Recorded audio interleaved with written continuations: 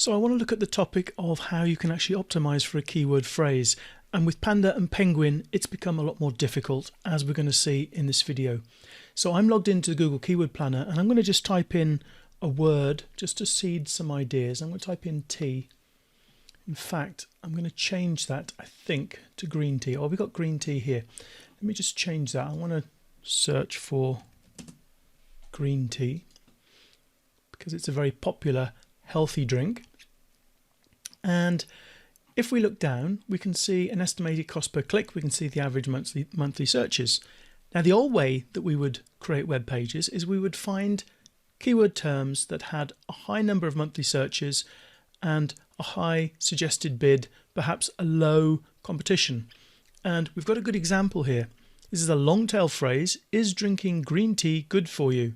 So that's 7 words in the phrase, and yet according to Google, it's searched between 100 and 1,000 times a month. Low competition, but if you get clicks, that's €8.78 per click. That's the suggested bid to AdWords advertisers if they want to advertise on that keyword phrase. That's about $9.50 per click. If somebody was to click on an AdSense ad on your site and you're ranking for is drinking green tea good for you, you could well be getting a big chunk of change. So in the old days, we would identify words like this. Okay, we probably want a little bit more search volume, but this is a good example to stick with at the moment. Let's go over to Google and do a search for that phrase. Let me just highlight it, right click, search on Google. And we've got the search results up here, and I've got my search results set so that it's showing me 100 web pages at a time.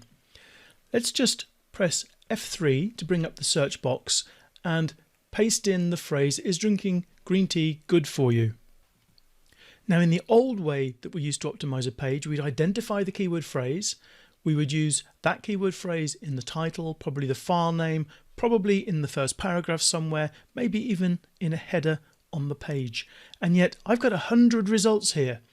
And you can see, is drinking green tea good for you appears twice on the page. Once is my search term there, and the other one is down here. Search is related to, is drinking green tea good for you? So we've got a keyword phrase here that has low competition and offers advertisers $9.50 or €8, nearly €9 compensation if somebody clicks on the ad, yet there are no web pages in the top 100 that has that exact phrase in the title or even in the description. I'm not sure whether you understand how the description is generated in the Google SERPs. Usually Google, if the keyword phrase that is being searched for, in this case is drinking green tea good for you, if it appears in the meta description, then that will be used as the description you see here. If it's not in the meta description, then Google will try to find this exact phrase somewhere on the page, and it will then create its own description based on the text that includes that search term. Well, we've just seen with this particular search that that search term doesn't appear in any description. Therefore, it's unlikely to appear exactly as this, is drinking green tea good for you, on any of the top 100 web pages. So the question is, how are these pages ranking for that search term if they don't include that phrase?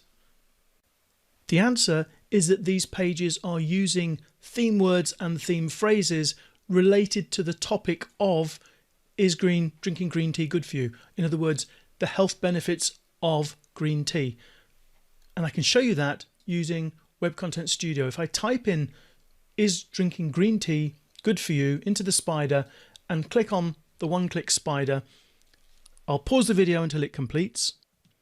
And that took about a minute to come back with these results. And what you can see here is that 10 out of 10 of the top 10 pages included the word antioxidants, green, health, tea.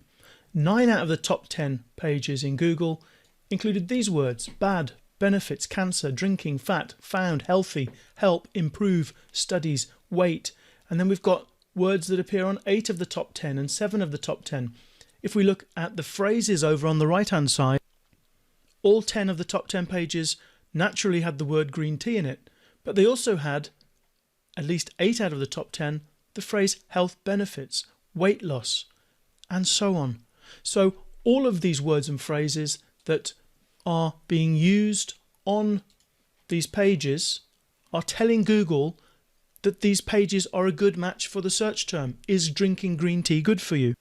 Earlier in the video, we got Web Content Studio to come up with a list of theme words and phrases that appeared on a lot of the top 10 pages in Google. And here are the theme words. So I want to take these theme words and actually do an analysis of the pages in the top 100 to see how many of them actually include, or what percentage of these words are included on those pages in the top 10.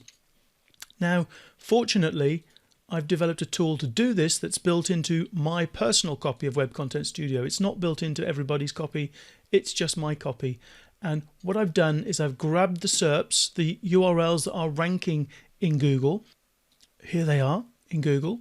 And even though Google says at the top that there is 33.3 million results, that's not quite true, because if we try to go to page 7, remember each of these pages has 100, it doesn't have 7 pages. Let's try page 4.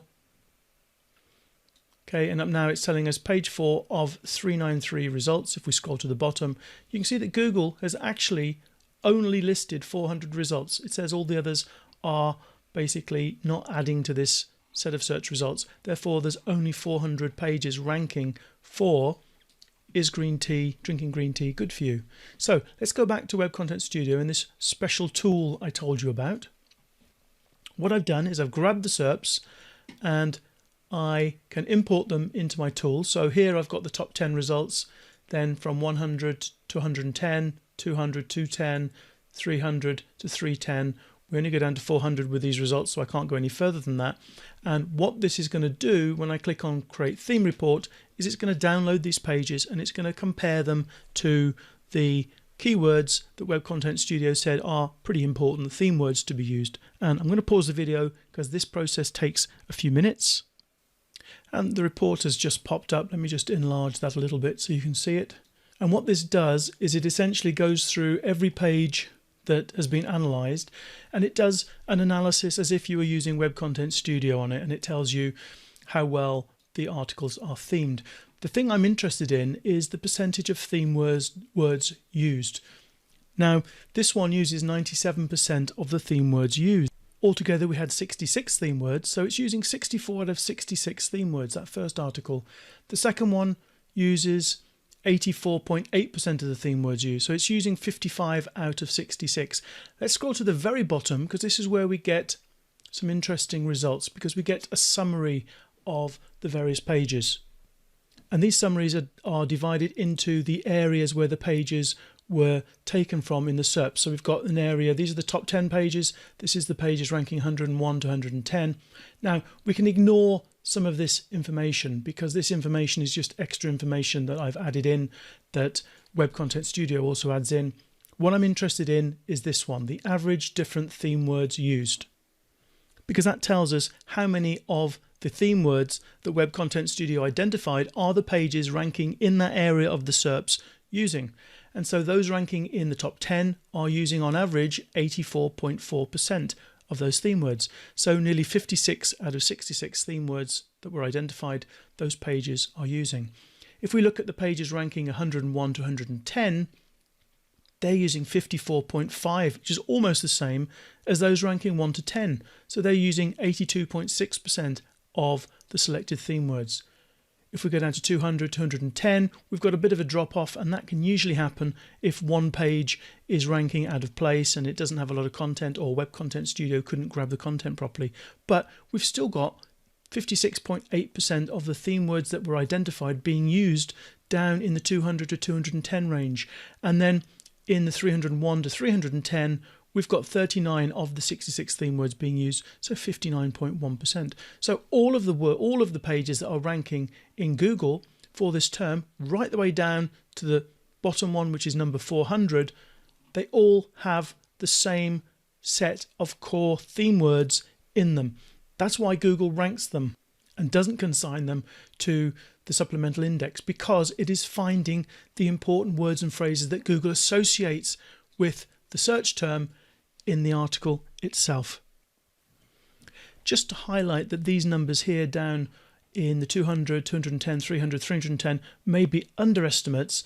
This one here says that 59.1% of the theme words are used, but if we scroll up, we should be able to find an example where the page is not really ranking because of the theme words, but for some other reason. And here we have a good example. Look, this one that's ranked 302, it only has 22 words on the page. Okay, which means that it's using 1.5% of the theme words. Well, that's fine, you say. Let's go and have a look at the web page, because we can't just exclude it just because it doesn't obey what we are hoping for. However, look at this one. This page here, greenteacape.in, is redirecting to bayreviews.org green tea.